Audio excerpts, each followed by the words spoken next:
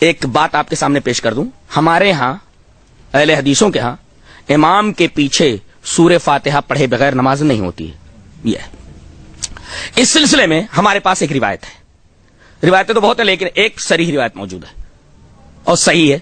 پہلے وہ حدیث پڑھتا ہوں اور اس کے بعد حدیث سے ایک عجیب و غریب استدلال ہے, شاید آپ کو ابھی تک نہ ملی ہو یہ چیز.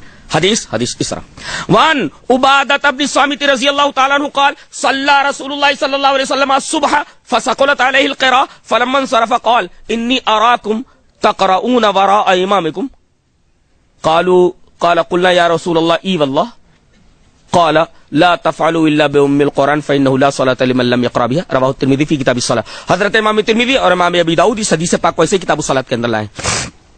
راوی حضرت عبادہ بن صامت ہے.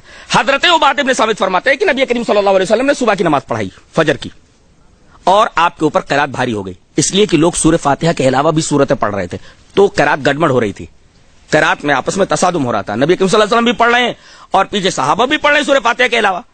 جب آپ نے سلام پھیرا فلما انصرف قال, آپ نے فرمایا انی اراکم تقرؤون وراء امامکم, ایسا لگتا ہے جیسے تم اپنے امام کے پیچھے پڑھتے ہو. قال, راوی کہتے ہیں قلنا یا رسول اللہ ای واللہ, ہم تمام صحابہ کرام نے کہا کہ خدا کی قسم اللہ کے رسول ہم آپ کے پیچھے پڑھتے ہیں. تو آپ صلی اللہ علیہ وسلم نے فرمایا لا تفعلوا الا بام القرآن فانه لا صلاة لمن لم يقرأ بها, سورہ فاتحہ پڑھ لیا کرو, سورہ فاتحہ پڑھے بغیر نماز نہیں ہوتی. فانه لا صلاة لمن لم يقرأ بها, سورہ فاتحہ پڑھ لو, اور اس لیے کہ سورہ فاتحہ پڑھے بغیر نماز نہیں ہوتی. سورہ فاتحہ پڑھ کے خاموش ہو جاؤ, چاہے امام کے ساتھ پڑھ لو, چاہے امام سے پہلے پڑھ لو, چاہے امام کے بعد پڑھ لو.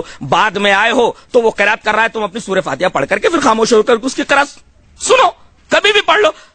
اقرا بها فی نفسک, اپنے دل میں پڑھ لیا کرو. آپ نے یہ فرمایا. اب مخالف کیا سوال کرتا ہے کہ یہ تو ایک آیت کریمہ کے خلاف ہے.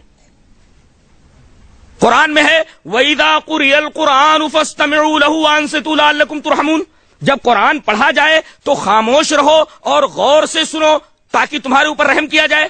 تو یہ قرآن پڑھنا امام کے پیچھے سننے کے بجائے یہ تو اس آیت کریمہ سے ٹکرا رہا ہے. لہذا امام کے پیچھے سورہ فاتحہ نہیں پڑھنی چاہیے, اس لیے کہ یہ آیت اس چیز کے خلاف ہے. اب اس کا جواب کیا ہے, آئیے وہ حدیث دیکھتے ہیں. حدیث اس طرح, وان سعید بن جبیر, اس مسئلے کو ثابت کرنے کے لیے, وان سعید بن جبیر انه حدث يوما بحديث النبي صلى الله عليه وسلم فقال رجل في كتاب الله ما يخالف هذا قال الا اراني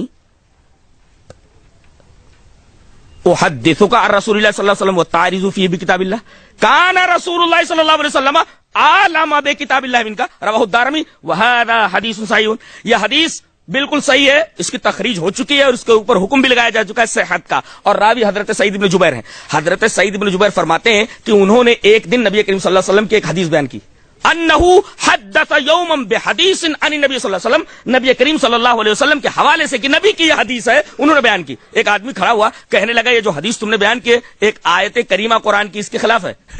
وہی جو سوالات یہاں ہوتے ہیں.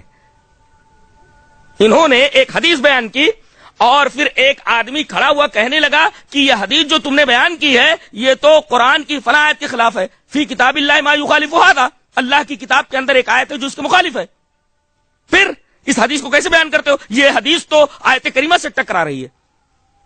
تو حضرت سعید ابن جبیر نے کہا الا اورانی, اے تیرا دماغ خراب ہے کیا, سن, احدثک عن رسول اللہ صلی اللہ علیہ وسلم, میں رسول اللہ صلی اللہ علیہ وسلم کی حدیث بیان کر رہا ہوں, وہ تعرض فیہ بکتاب اللہ, اور تو قرآن کو اس کے خلاف لا رہا ہے. کان رسول اللہ صلی اللہ علیہ وسلم عالم بکتاب اللہ منکا, نبی کریم صلی اللہ علیہ وسلم اللہ کی کتاب کے معنی اور مفہوم کو تجھ سے زیادہ جانتے تھے. اس کا مطلب یہ ہے کہ جو حدیث صحیح سننے کے بعد قرآن حکیم سے معارضہ کرے در حقیقت وہ اعتراض کرتا ہے کہ نبی نے قرآن کی اس آیت کو سمجھا ہی نہیں.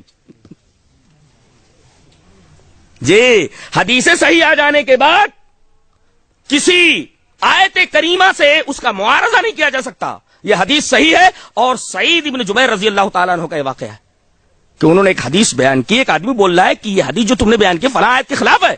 تو انہوں نے کہا تیرا دماغ خراب ہے, میں حدیث رسول پیش کر رہا ہوں تو قرآن حکیم سے اس کا معارضہ کر رہا ہے. اس کا مطلب یہ ہوا کہ کان رسول اللہ صلی اللہ علیہ وسلم عالم بکتاب اللہ منکا, رسول اللہ صلی اللہ علیہ وسلم اللہ کی کتاب کے عالم تجھ سے زیادہ تھے. قرآن حکیم کے بارے میں آپ کو سب سے زیادہ علم تھا اس دنیا میں, اور تو اعتراض کر رہا ہے کہ قرآن حکیم کی اس آیت کا مطلب ہی نبی کو سمجھ میں نہیں آیا.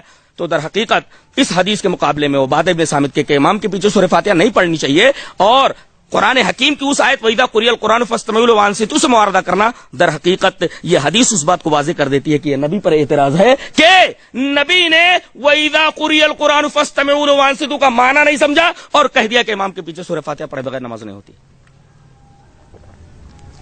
کیا اصول معلوم ہوا؟ اگر حدیث صحیح آ جائے تو کسی آیت سے اس کا معارضہ نہیں کیا جا سکتا. اگر کوئی کرے تو گویا کہ وہ اعتراض کر رہا ہے کہ نبی نے اس آیت کا مطلب ہی نہیں سمجھا. یہ نبی پر اعتراض ہے. یہ حدیث کی عظمت پر یہ ایک حدیث اور تھی. جی چاہتا ہے ایک حدیث اور آپ کے سامنے بیان کروں اور اس سے ایک استدلال کروں. حدیث اس طرح وعن ابی ہریرہ رضی اللہ تعالی عنہ قال یا رسول اللہ من اسعد الناس